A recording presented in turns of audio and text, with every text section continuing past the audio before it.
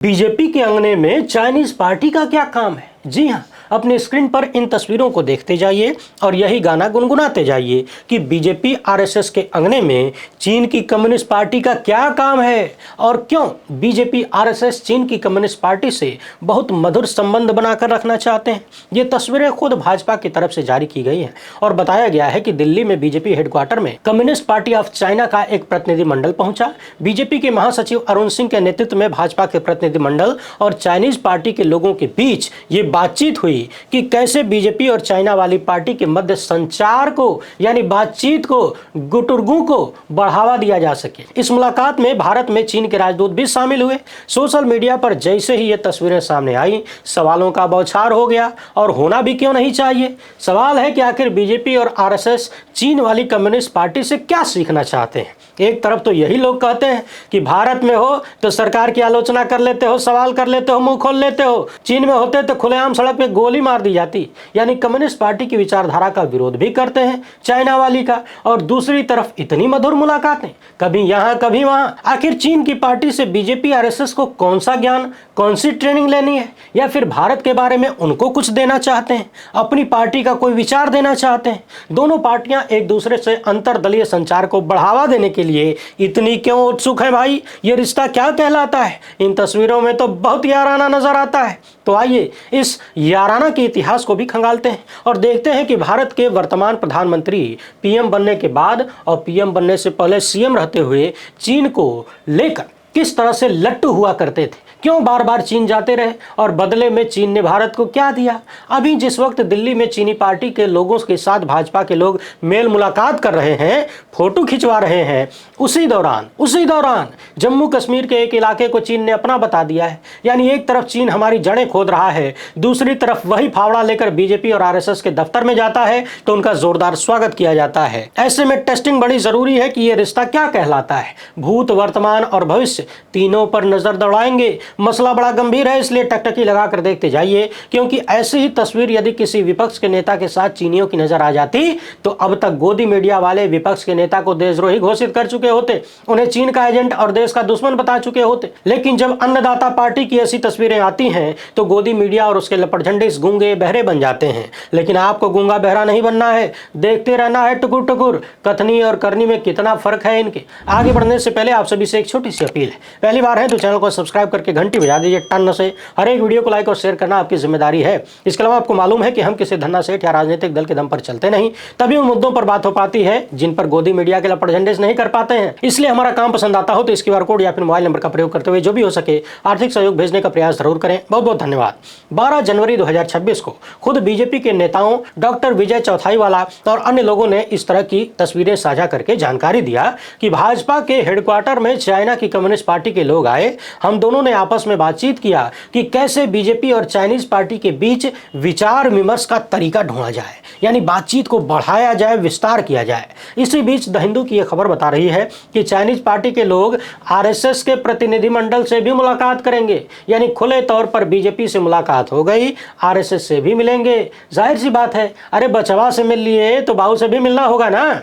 इस मुलाकात को लेकर कांग्रेस नेता श्रीनिवास लिख रहे हैं कि चाइनीज जनता पार्टी की आज दिल्ली स्थित बीजेपी मुख्यालय में अहम बैठक हुई। दोनों ही पार्टियों ने अपने आपसी संबंध और सूचनाओं के आदान प्रदान को और मजबूत करने पर जोर दिया। ध्यान दीजिएगा, सूचनाओं के आदान प्रदान, ये कौन सी सूचना है जिसको आदान और प्रदान करना है? अब सवाल ये है कि कहां चीन कहां भारत? क्या बीजेपी चीन में चुनाव लड़ने जा रही है या फिर चाइनीज पार्टी भारत में चुनाव लड़ने आ रही है? हालांकि वो चुनाव तो इस तरह से लड़ते नहीं और दोनों के बीच गठबंधन पर चर्चा करना है। क्या कौन से विचार है जिनका आदान प्रदान करना बहुत जरूरी है?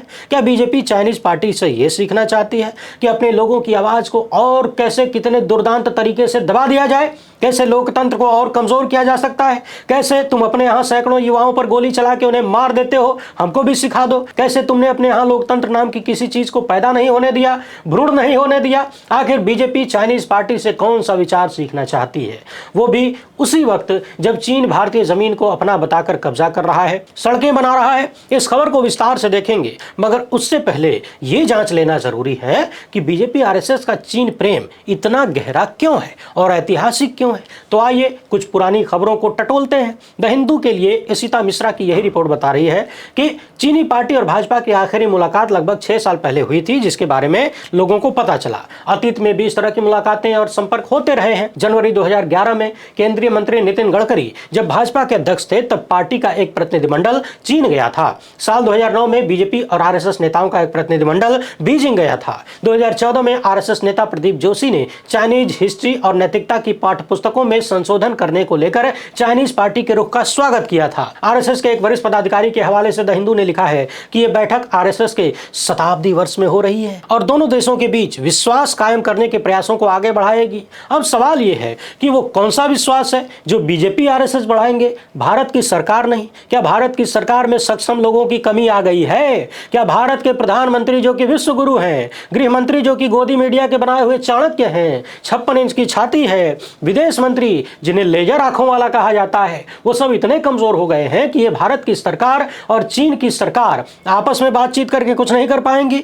उनके पीछे की पार्टियां दोनों देशों को चलाएंगी, फैसला करेंगी, रिश्ते सुधारने पर बात करेंगी।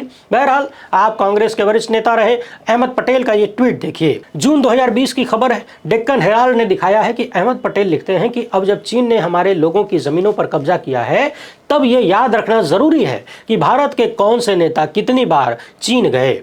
पंडित नेहरू मात्र एक बार, शास्त्री जी 1 बार नहीं गए, इंदिरा जी कभी नहीं गई, मोरारजी देसाई नहीं गए, राजीव गांधी 1 बार गए, नरसिम्हा राव 1 बार, देवेगौड़ा नहीं गए, गुजराल नहीं गए, वाजपेयी गए 1 बार, डॉक्टर मनमोहन सिंह गए 2 बार और प्रधानमंत्री मोदी 2020 तक ही 9 बार चीन यात्रा कर चुके थे। 5 बार प्रधानमंत्री रहते हुए, उसके पहले 4 बार गुजरात के मुख्यमंत्री रहते हुए। और ध्यान रहे, ये सब ऑफिशियल दौरों की संख्या बताया है इन्होंने कथित रूप से। 1962 के युद्ध का जिक्र करते हुए इन्होंने लिखा कि चीन के खिलाफ अब तक की सबसे निर्णायक जीत में से एक 1967 में सिक्किम सीमा पर कांग्रेस सरकार के शासनकाल में हुई थी। भारत ने दुश्मनों को यानी चीन को भारी नुकसान पहुंचाया, उन्हें पीछे ढकेल दिया, सिक्किम के लोगों का भरोसा जीता।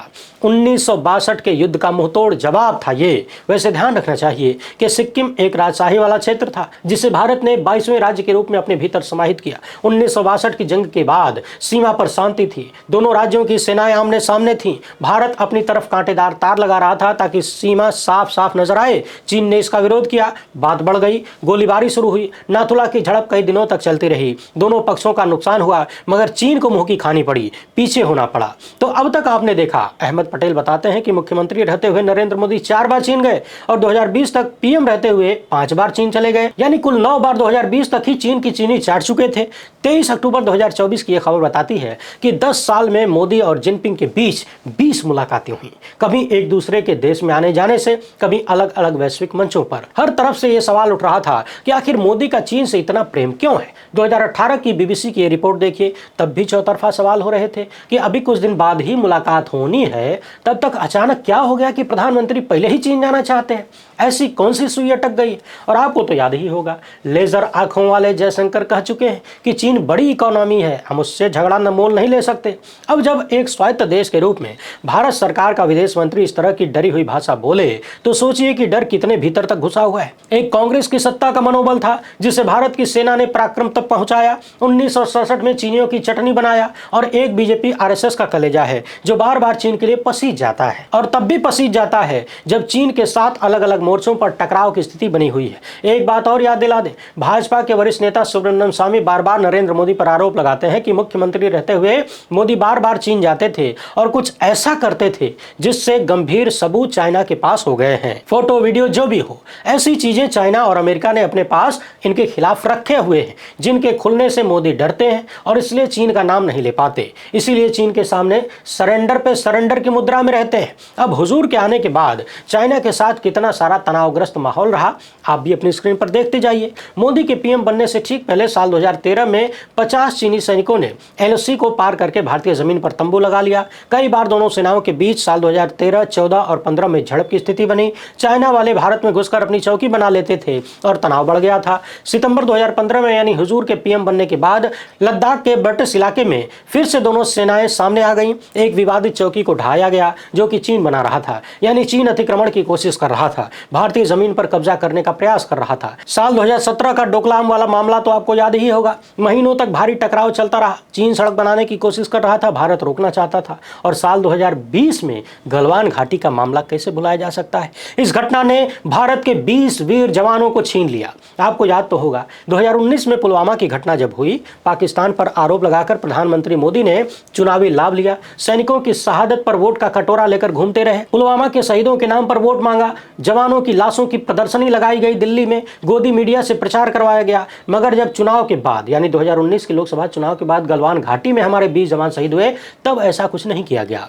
तब न तो प्रदर्शनी लगी न प्रचार हुआ, बल्कि उल्टे इस मामले को छुपाने दबाने का भरपूर प्रयास हुआ। लेकिन यह मामला कोई दबने वाला तो था नहीं। 1975 के बाद यह पहली बार था जब भारत चीन सीमा पर इतना खून बहा। साल 2022 में अरुणाचल प्रदेश के तवांग का मामला हुआ। यहां भी दोनों तरफ के जवानों के घायल होने की खबर सामने आई और अरुणाचल प्रदेश से ही भाजपा के एक सांसद ने भरी संसद में कह दिया था कि अगला गलवान यदि कहीं होगा तो वो अरुणाचल में होगा। चीन बहुत बुरी तरह से घुसपैठ करने और अतिक्रमण करने की कोशिशें कर रहा है, हमारी जमीनें कब्जाने का प्रयास कर रहा है और तरह तरह के आरोप उन्होंने लगाए और चिंता व्यक्त किया कि मैं खुद भाजपा का सांसद हूं, मगर भाजपा की ही सरकार और पूरी व्यवस्था इन चीजों पर ध्यान नहीं दे रही, इस पर कोई चर्चा नहीं कर रही, बल्कि इसे छुपाते हुए नजर आ रही। और आज ही की ताजा ये खबर देखिए, चीन ने जम्मू कश्मीर के सक्सगाम घाटी इलाके को अपना बताया है। सीपीईसी के जरिए पाकिस्तान तक चाइना अपनी सड़क बना रहा है जो कि इसी इलाके से गुजर रही है। भारत इस पर आपत्ति जताता रहा है। अभी 9 जनवरी को भी इस इलाके में चीन के कंट्रोल को अवैध कब्जा भारत की तरफ से बताया गया और फिर चीन ने कहा कि यह हमारा क्षेत्र है,